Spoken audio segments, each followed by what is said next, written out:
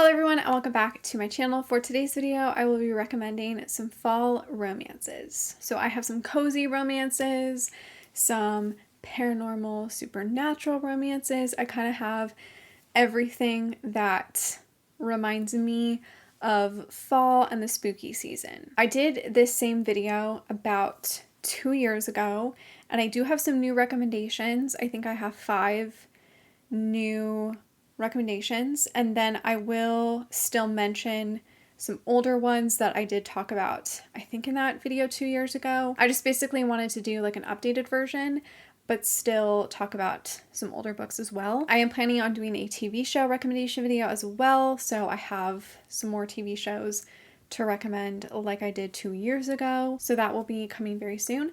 But these are just some books that either take place in the fall or give off fall vibes. And like I said, a majority of the paranormal romances that I do read automatically give a fall vibe or just like a spooky Halloween vibe. So the first book that I have to recommend is The Dead Romantics by Ashley Poston.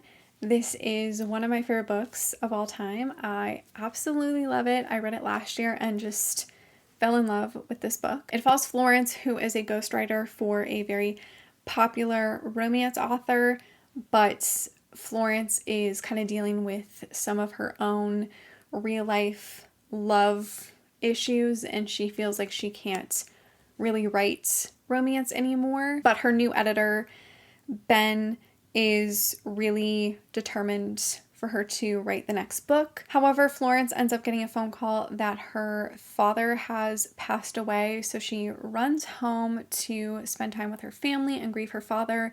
Her family also run a funeral parlor, but when she returns home, she ends up seeing her book editor at her family's funeral parlor, but he's a ghost. I probably didn't really explain this book very well, but trust me, it is a beautiful, wonderful, magical, heartbreaking book. It deals a lot with the topic of death and life and grief and losing a loved one. I will say the romance isn't the main plot, but it is definitely the secondary plot. It's mainly just about Florence dealing with the death of her father and her questioning life and love. I loved the way that Ashley Poston wrote about grief and death. Ben and Florence are just so beautiful together. They truly are meant to be, and there's so many things that fate has tied them together. I love this book with all of my heart. I do need to do a reread because I haven't properly annotated this yet. I just have sticky tabs. I don't have actual annotations, so I need to reread this. Maybe I will reread it in September or October. My next recommendation is The Ex-Hex and The Kiss Curse by Erin Sterling. These are book 1 and book 2 in the Ex-Hex series. I think that's what the series is called. I read these last year and absolutely loved them. I thought they were really fun and entertaining and definitely gave a very cozy, atmospheric vibe. The first book, The Ex-Hex, follows Vivian, who cursed her ex-boyfriend 9 years ago, and now he is back in town and a lot of bad things are kind of happening to him. However, they are supposed to team up together to save their town because of this like mysterious thing happening. It was, like I said, really fun and entertaining and atmospheric. It gave very small town vibes, a wonderful little second chance romance, kind of hate to love a little bit. And then the second book, The Kiss Curse, follows Gwen, who is running a successful witchcraft shop, and Wells opens up a shop just across the street from Gwen. Oh yeah, and then Gwen's powers are beginning to fade, and there's this new coven of witches that come to town, so Gwen and Wells have to work together to figure out what is happening. I think I enjoyed The Ex-Hex a little bit more than The Kiss Curse, but I still really enjoyed both of these books and I highly recommend them. I am very, very excited for the third book. Sadly, it doesn't come out until next October, which is so sad. I was really hoping that it would come out this October, but it got pushed back. But these were both very fun and just perfect October reads. The next book I have to recommend is The Demon of the Wood by Willow Quinn. This is the first book in the Fates and Fables series. This actually takes place in the wintertime and in spring, so it's not necessarily a fall read. It follows Melina, who takes care of her uncle and her cousins, and she's not treated very well. She's kind of struggling to figure out how to live her life and find love. She ends up having this fling that has gone wrong, which makes her get lost in this forest. And then she gets saved by Cayman, our male character, who is kind of described as this beast, I guess. And the town has been always hunting him, trying to kill him. And for some reason, Cayman and Melina cannot stay away from each other.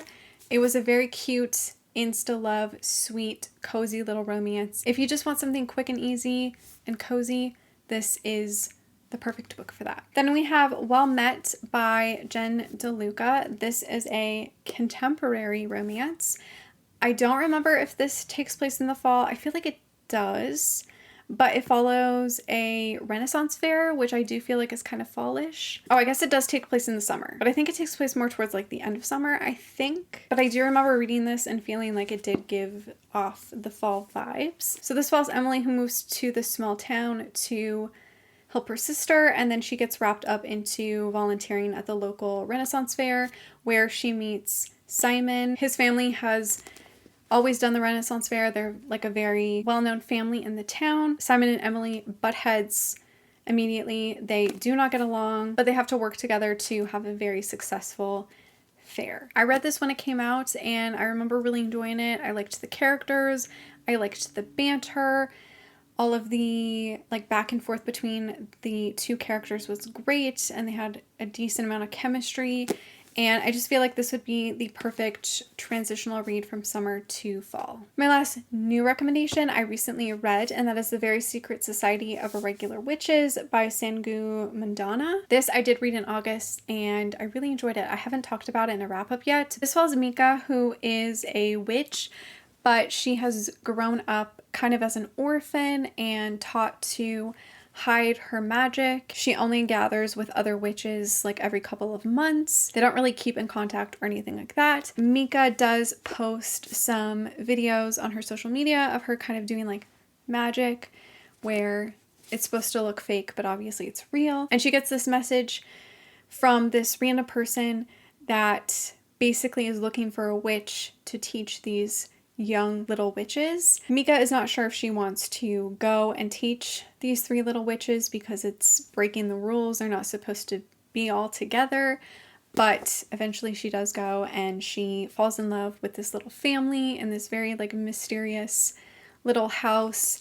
And she meets Jamie, who is a librarian, and they kind of have this hate to love thing going on, kind of, or more like Grumpy Sunshine, honestly. The romance definitely wasn't a main plot in here. It was a subplot, but I still really enjoyed it. I loved Tamika, and I also really loved her relationship with the three younger witches and all the other characters. It was just a very cozy, cute, little witchy story. I'm going to quickly go over some other books that I have recommended in the past, but if you haven't watched that other video, then these will be new to you. So I have My Midnight Moonlight Valentine by JJ McAvoy. This is about vampires and witches. It follows Druella, who is a vampire, but she kind of keeps that part of herself hidden. She is just trying to live a normal life. But one day she's hunting in the woods and she comes across this other vampire who is confused. He has like no memory. He has like killed all these humans. But he recognizes Druella and he thinks that she is his mate. So they try to team up together to figure out why he has no memories and why he thinks that she's his mate. Currently, there are 2 books out. There is supposed to be a 3rd book. I don't know if there is a release date on that yet, but I loved the 1st and 2nd book. I am desperately awaiting the 3rd book. This had a lot of similar vibes to A Discovery of Witches, but it is still pretty different. It has some vibes, and it does kind of have a little bit of like a dark academia vibe, a little bit, and I just really loved the mystery and the romance, and all the characters, they were all so fully fleshed out. All the characters seemed very developed and like that they had all of a history and stuff. The world building in the series was just fantastic, and I feel like more people should read this, especially if you love vampire romances. Like, it is so good, and I highly recommend it. The next is a trilogy that I have recommended pretty much like every spooky season, and that is the De Vincent series by Jennifer L. Armentrout. JLA has so many books out, and I feel like this is one of her most underrated series ever. It is so good, so mysterious, so atmospheric. It is basically a romance suspense series with like a questionable paranormal aspect. The first book is Moonlight Sins.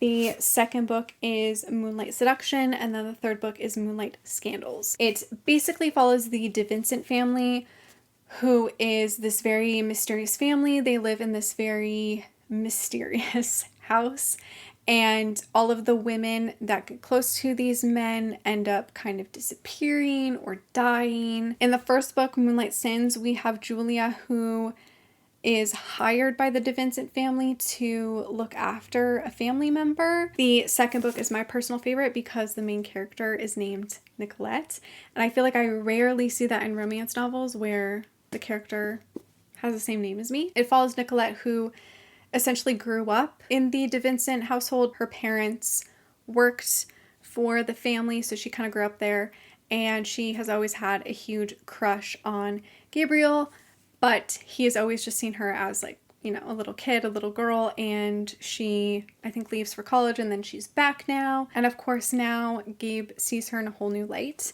And then we have the third book, Moonlight Scandals, which follows Devlin and Rosie. And Rosie is a ghost hunter, and something happens to their like mutual friends, and they're trying to figure out this like mystery. There's kind of this like ghost aspect. I don't want to reveal too much, but the series is really fun, and it's definitely perfect for this season.